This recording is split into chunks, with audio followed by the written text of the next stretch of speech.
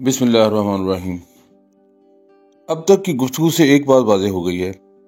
کہ عملیات کی دنیا میں جو لوگ بدی اور شیطانیت کی علامت بن کر بیٹھے ہوئے ہیں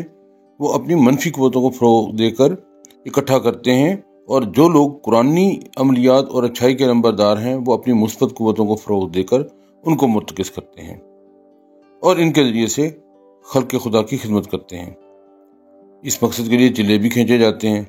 اور اپنی ان قوتوں سے کام لینے کے اور بھی طریقے ہیں جن کو ہم وقتاً فوقتاً آگے جس کا تذکرہ آئے گا انشاءاللہ تعالی۔ ایک بات پر غور کریں، اس دور میں منفی قوتوں نے انسان کے دل و دماغ پر غلبہ حاصل کر رکھا ہے،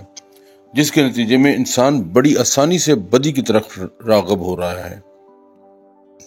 یہ سامنے کی بات ہے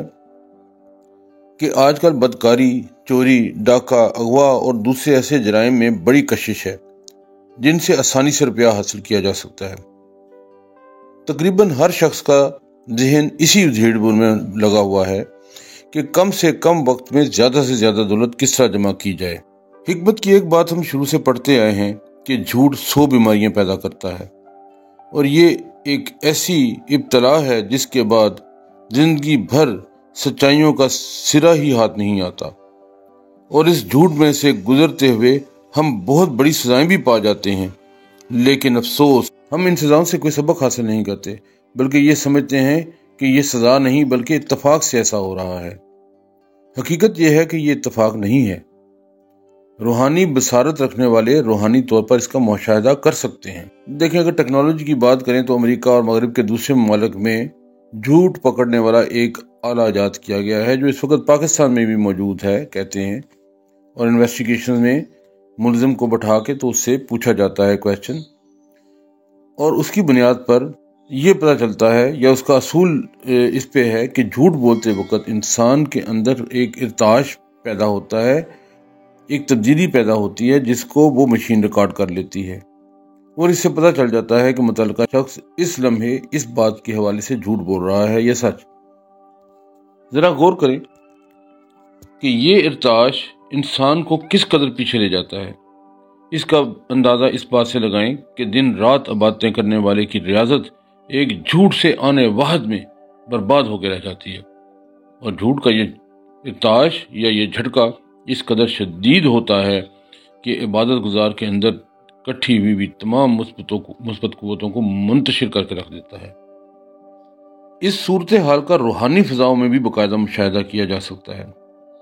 وہ اس طرح کہ جو لوگ روحانیت کے خاص مقام پر پہنچ جاتے ہیں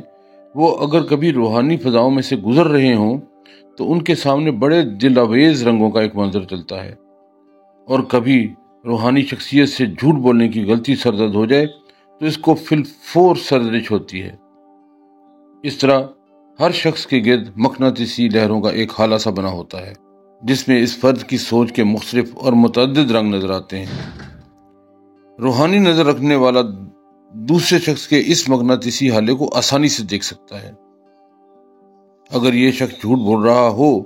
تو روحانی بصارت رکھنے والے کو علم ہو جاتا ہے، کیونکہ جھوٹ بولتے وقت مقناطیسی حالے میں باصورت اور بھدے رنگ چلنا شروع ہو جاتے ہیں، اور اگر وہ شخص سچ بول رہا ہو تو اس کے مقناطیسی حالے میں دلکش رنگوں کی ایک قوس قزح سجتی ہے، اس کے چہرے پر بھی رونق ہوتی ہے۔ اکثر لوگ کہتے ہیں کہ وہ دن رات عبادت کرتے ہیں، ورد وظیفے کرتے ہیں اور چلا بھی کھینچتے ہیں، لیکن ان کا کوئی فائدہ نہیں ہوتا۔ اب اس کی بہت سی وجوہات ہیں، اور ان کی ناکامی کی وجہ یہ بھی ہوتی ہے کہ ان کی ذات کے اندر صرف جھوٹ کے ارتعاش ہی نہیں پڑتے بلکہ کئی اور برائیوں کے ارتعاش بھی ہو رہے ہوتے ہیں۔ ان چیزوں کو سمجھنے کی کوشش کیجیے۔ آج کے لیے میرا خیال ہے کہ کافی ہے